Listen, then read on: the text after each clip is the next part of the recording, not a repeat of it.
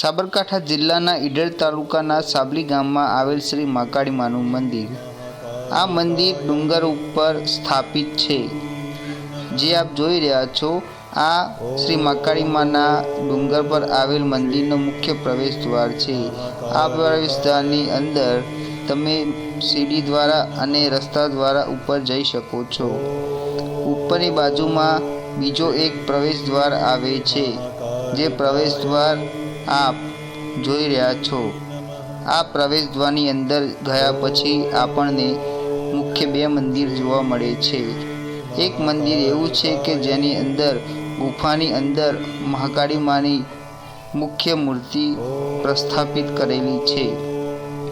આ મૂર્તિના ફોટા પાડવા કે પછી તેની અંદર દર્શન કરવા માટે ફક્ત એક જ વ્યક્તિ જઈ શકે છે અને બહાર આવી શકે છે.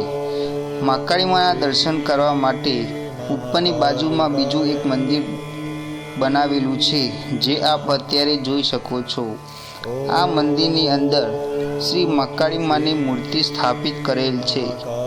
આ મહાકાળી માની મૂર્તિ જોઈને ખરેખર પ્રેમનો અહેસાસ થાય એવી સુંદર મૂર્તિ આપણે અહીંયા જોઈ શકીએ છીએ. આ મંદિર એટલું ઉપર છે કે જેની ઉપર ગયા પછી આપણે આજુબાજુનું વાતાવરણ સુંદર રીતે જોઈ શકીએ છીએ.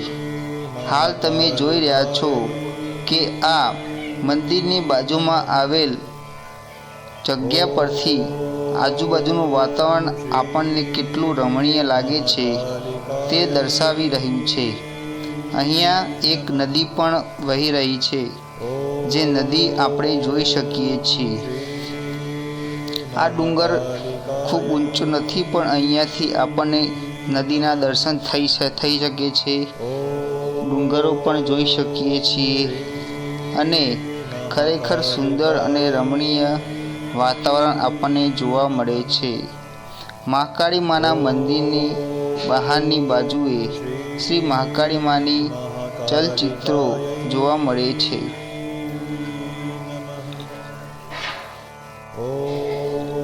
મહાકાળી માના મંદિરની અંદર માતાજીની મૂર્તિ સ્થાપિત કરેલ છે, જે તમે જોઈ શકો છો. આટલી સુંદર અને સુશોભિત મૂર્તિ ખરેખર મહાકાળી માં આપણી ઉપર પ્રેમ અને વાત્સલ્ય વહાવી રહ્યા હોય તેવું સુંદર અને સારું લાગે એવું પ્રેમભર્યું વાતાવરણ આપણે જોઈ શકીએ છીએ. મંદિરની આજુબાજુમાં ક્યાંય પણ કોઈ મંદિર આપણને જોવા મળતું નથી. અહીંયા ચારે બાજુ તમને ડુંગરો અને વાતાવરણ જોઈ શકીએ છીએ. એક બાજુમાં નદી વહી રહી છે અને ચારે બાજુ આપણે પર્વતો જોઈ શકીએ છીએ. મહાકાળી માં આ મંદિરની અંદર બિરાજેલા છે.